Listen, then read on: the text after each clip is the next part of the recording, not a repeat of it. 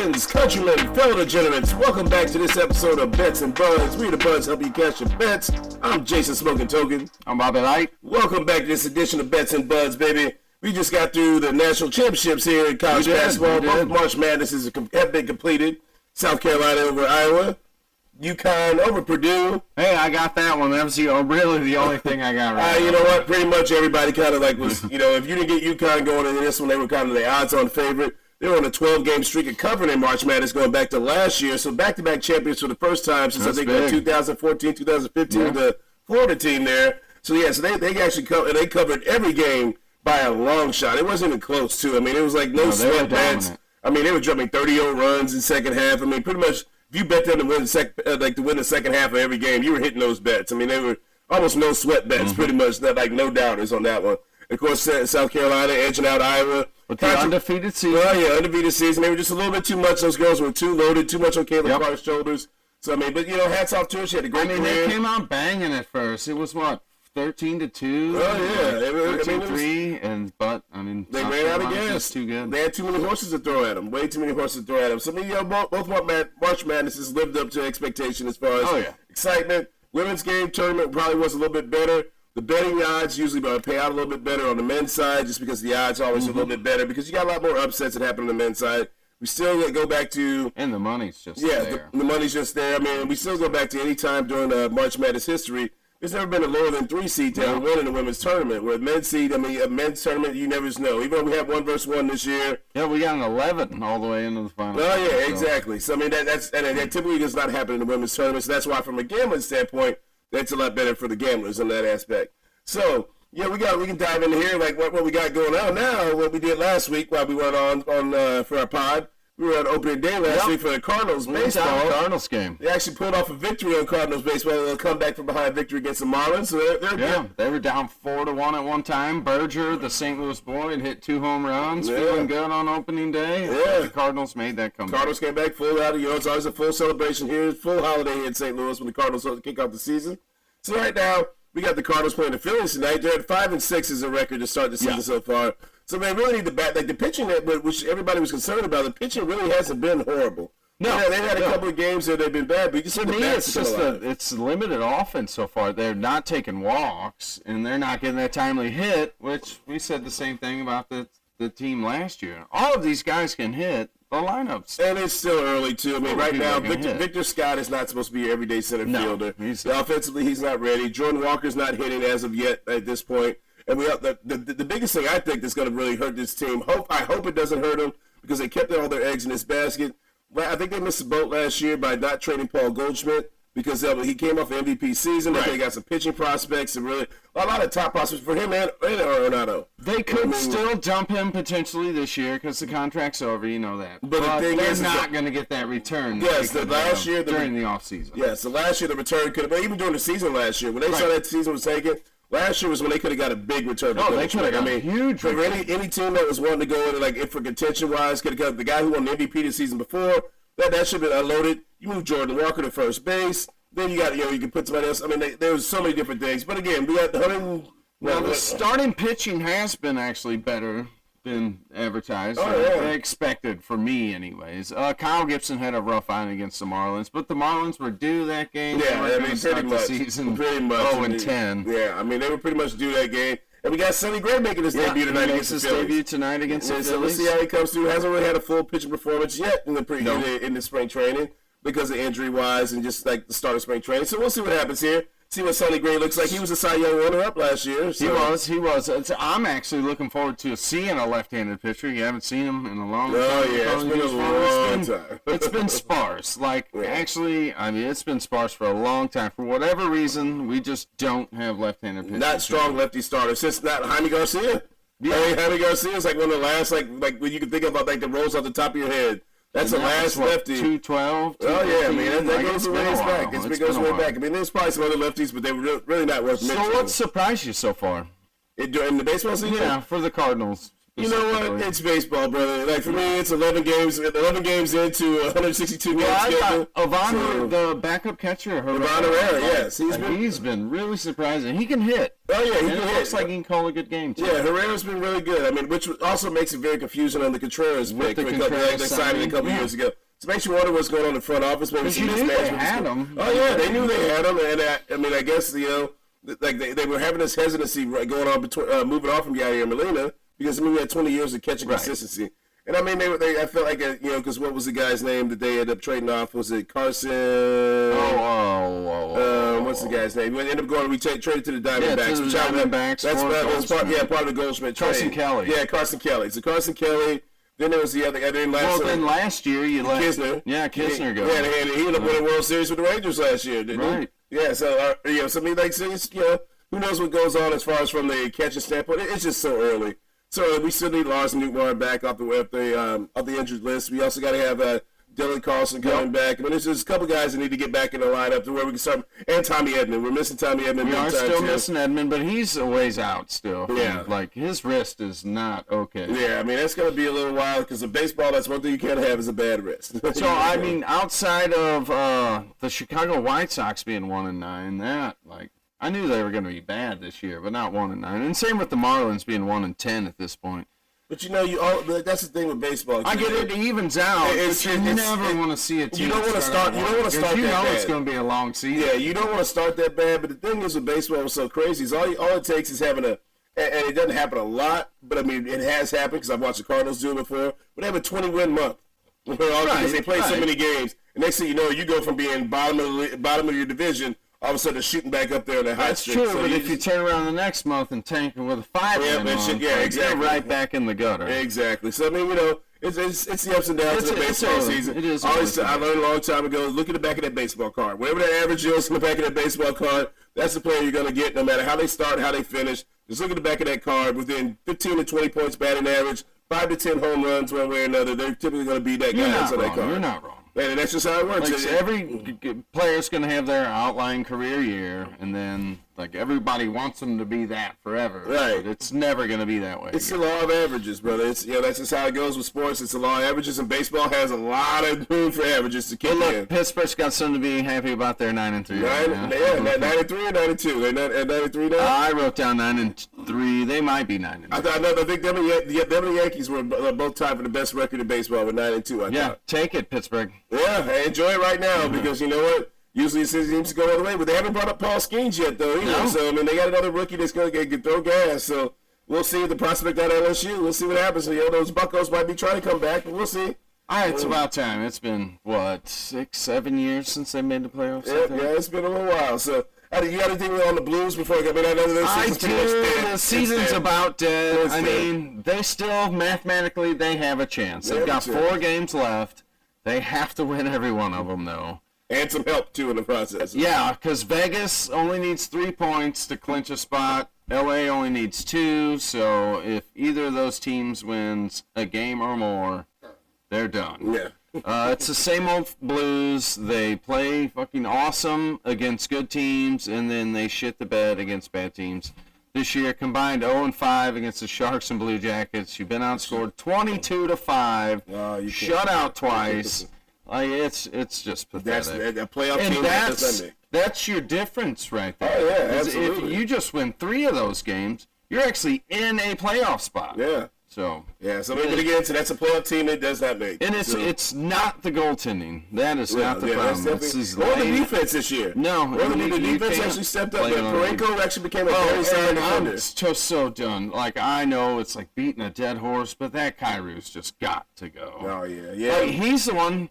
It actually went off his stick Saturday night in San Jose. It went off his stick, and it's just But the terrible. contract extensions, I don't understand. Yeah, no, we're actually tied to that one. It's not going in. Yeah, I mean that's going to be a tough one. I mean, please tell me they didn't give him a no-trade clause. Did they put a no-trade clause in that one? I actually would have to look at it. Oh, man. I'm sure I do believe there is a modified no-trade clause that actually kicks in after a certain period. Yeah, well, hopefully, we'll see what they can do to maybe unload that contract or move on. Maybe something jumpstarts his ass. They play Chicago tomorrow night, which is a lower-rung team, so they'll probably lose. So that should end their season right there. Did they shut down Connor Bedard? Did the Blackhawks? No, he's back. He's back. I know they were trying to like pull his skates away or something. Like, dude, just like sit down the rest of the season so you don't fuck up the rest of the career. They probably should do that just to get their maybe chance for the first round overall pick again. But no, he's playing and he's lighting everybody on fire. He's going to be a good one. Yeah. Oh yeah. I mean, he's going to be a stud. I mean, his skating ability, stick handling ability, and his shot. He has an unbelievable shot. So. The Rangers actually have a chance to go for the President's Trophy if they win a couple of more games. That's a fucking curse. It's like the Bruins last year. Like the Bruins had like the record for points last year, and they were out first round. I think it's been since 2013, maybe, since the President's Trophy team has won the cup. Yeah, that's a bad. Like I just know all the times when the Blues always won the President's Trophy, that was never a good thing whatsoever. Usually it's a first round bouncing. Against San Jose. Yeah, for some reason. San Jose has St. Louis's number. All right, but fuck them Blues this year. We close the door on them. We love them, but damn. Well, That's the way at least we saw a Stanley Cup in our lifetime at this point. So you know what? Let's just close the door on them this season. We'll move on to next year. Okay, how about some NFL news? You got anything down? You know what, brother? Like there wasn't really a whole lot on NFL news because we got the draft coming up here soon. So only because we're this is a Missouri team, and then maybe not for long, but Kansas City made us a re-signing yesterday. They re-signed Hilaire. He's going to be their backup. Yeah, maybe. But still, you have McKinnon out there. Do you bring McKinnon back? You know what? They could probably draft somebody. I don't know if you wasted the dollars at this point, McKinnon. You can't get on the veteran minimum. No, McKinnon's been an injury-prone player majority of his career at this stage. I mean, you got the rise of Pacheco. You bring Clyde Edwards-Helaire, so you're basically going to hitch your wagon to that. They'll probably draft somebody, like late 5th, 6th, 7th round. Unfortunately for the running back position, which used to be a premier position to grab, now you feel like all the teams feel like they can find somebody in the 4th, 5th, 6th and they're round. out there. And they always are. I mean, they really are, because a lot of times, especially in the NFL, it's a lot off the running scheme, the blocking scheme, and everything else that kind of goes on that range. So, I mean, as far as Edwards-Helaire, there was one more Chiefs thing. They signed Carson Wentz to be their backup quarterback. They got Wentz in there. We'll see what happens. I mean, that's I mean, he's not going to see the field if Mahomes doesn't get hurt. Oh yeah, I mean, even if they do, I mean, that's neither here nor there. I mean, it is what it is. I mean, like I said, we went through the big free agency period. We did. I was looking for nuggets. You know what I mean? And there's not going to be a whole lot of noise right now until we get to the draft, because once we get to the draft, I mean, that's when teams are going to kind of know what they're looking like salary cap wise, what they need to still fill like from any veterans that are out there, because there's still some veterans out there on the streets. Oh yeah, that you can pick up for a good, like, because I mean, like one of the things I heard sticking on is still sitting out there. Yeah, I mean, even like with the Chiefs, so that was actually one of the teams. When you speak of the Chiefs, so Tyler Boyd and OBJ, Odell Beckham, those are two guys that actually were linked. They were both linked to possibly going to the Chiefs, especially with Rashee Rice probably going with. He's going to deal with suspension. There's no way he's going to play the first 4 games in the NFL season. Won't sign until training camps. Yeah, because I mean, his body can't even hold up. His body can't even hold up. He did play. He missed what? He did, but I mean, 2 games. But I mean, how many games was he actually involved in? Right. That was the thing. I mean, 3 or 4. Because I mean, we've seen the best days of OBJ at this point. Man. That's long. Once your knees start to go and that type of, especially at a position like the receiver, I mean, that's just you can expect. That's a surprising one to me though, because that's a proven slot guy. Yeah, but I mean, if you look back over his career, has he ever had over 45 catches in a season? Yeah, that's a thing. And has he ever scored over 5 touchdowns in a season? Probably not. I mean, like when you really go through and look at that, I mean, I'd almost bet a ton of money that right there that like Tyler Boyd has never had for over 45 catches. Maybe 60 catches. Maybe like his high would probably be 60 catches. Yeah, I would say 60. His high would be 60 catches, and then on top of that, like no more than 5 touchdowns.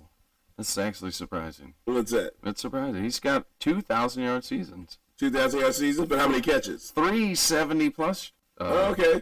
560 plus seasons. Okay. All right. Well, I mean, 1, 2, 3, 6. This will be year 9. He's a solid guy, but the problem is where does he fit your offense? Because the only time he's going to get that only. Yeah, that's what I mean. He's so I mean, if there's like so for the Chiefs, is that a fit? If you don't have an outside guy? Now, granted, he hasn't had a 1,000-yard season in 5 years. So. Yeah, exactly. Yeah, so I mean that's the thing. And so the thing is, so with the Chiefs, like let's say it was the Chiefs.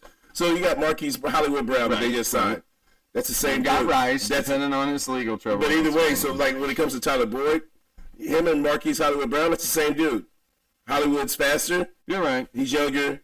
And, and he's only in for a 1-year contract. So they already got him. Well, I'm just saying, not even the Chiefs specifically. Oh, yeah. Well, I'm just saying because that's what a lot of the talks were with Tyler. I mean, if Thielen can go down to the Panthers and put up 100 season. I wouldn't be upset if the Cowboys. Boyd's got a home somewhere. No, I mean, he's going to find a home somewhere. I mean, it's just going to be this is a very receiver deep draft. That's why it's so hard to get any real good football nuggets at this stage because it's such a deep receiver draft this year. I mean, between quarterbacks and receivers, with the 7 we talked about this a couple weeks ago, the emergence of 7-on-7, football becoming this flag game almost, so to speak, because back in the day, when we grew up, you had to be a man to go across the middle, so that flag football shit didn't translate, and 7-on-7 didn't translate.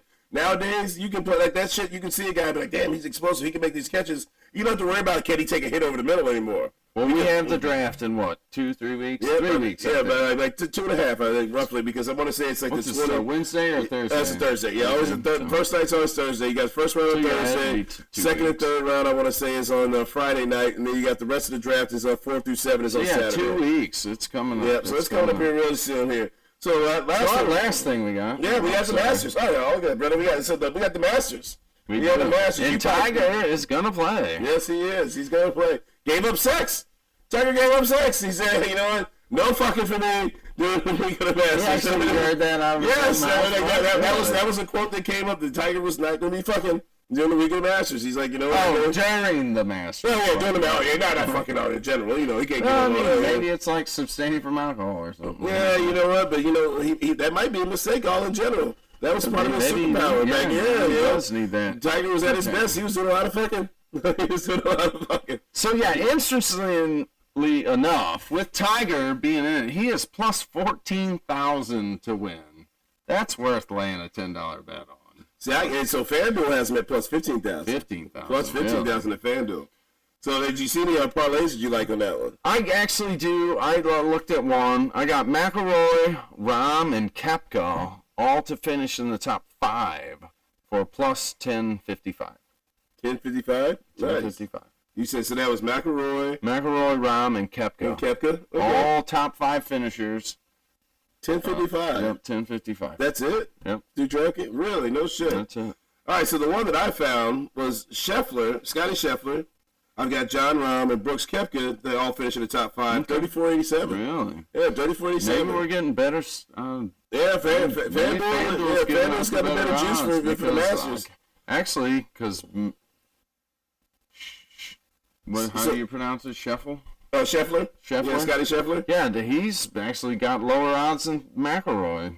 Oh, yeah, well, Scheffler's the top. Scheffler's the favorite right now because he's been killing on the PGA. Scheffler has been killing. He has been killing it because I think he's plus 450 through FanDuel right now to be the he's the odds-on favorite.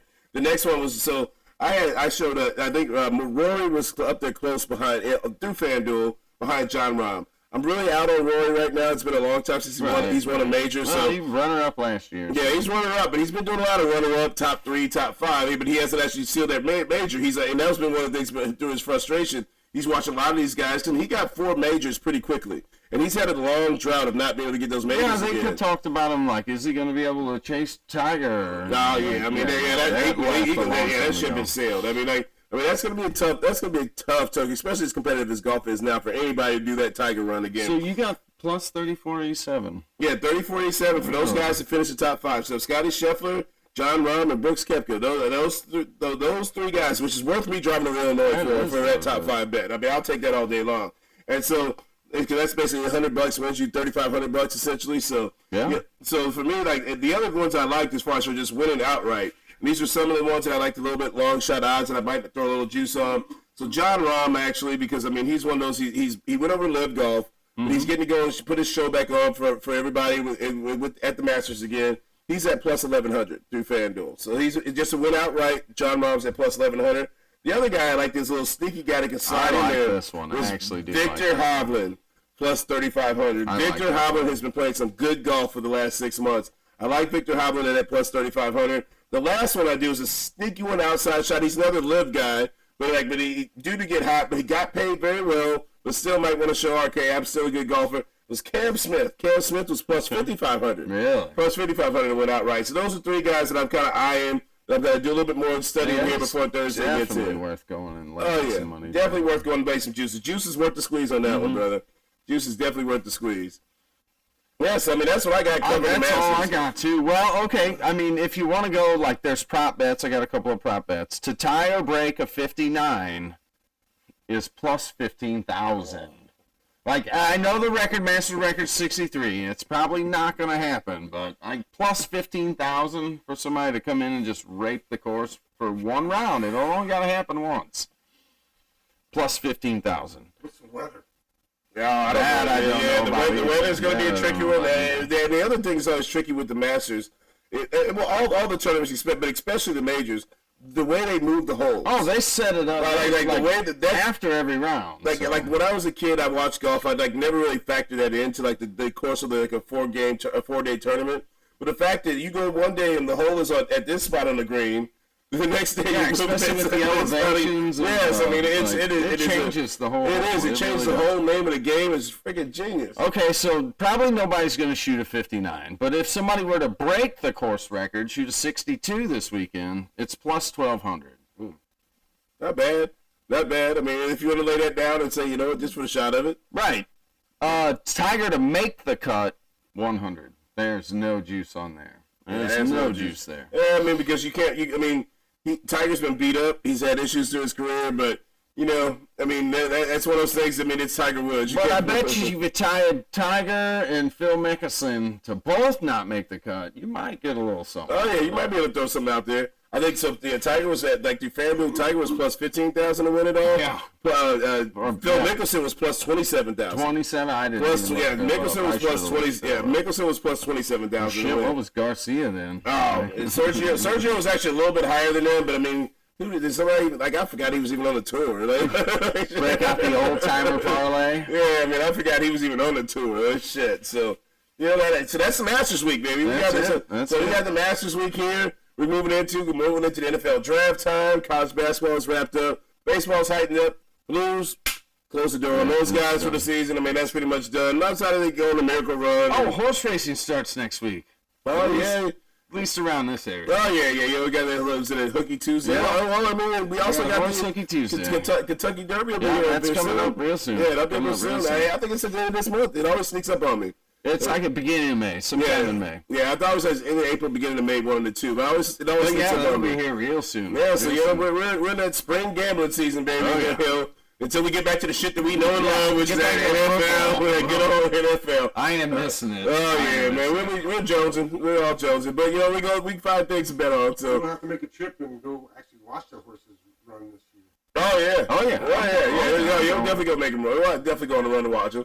So make sure you like and subscribe. Hit that. Go into the comment section. But anything that you can do to add on to those likes, we can go ahead and keep you going. We're going to keep pumping that content all the way till we get to that football season. Well, and all the way through the season long, baby. Follow me on Twitter, Bobby Light. Yeah, right. You got me on Tokens, Bets, and Buds, also on X, formerly known as Twitter, whatever you want to call it nowadays. But make sure you go ahead and like and subscribe, hit in the comment section. Shout out to True on the Track for blessing us with those beats. We're going to keep this party rolling for you all the way through the springtime, summertime fun. Get us through these dog days of summer before we get into that football season that we're longing and craving for. Right now, we're going to enjoy this nice-ass weather. Peace.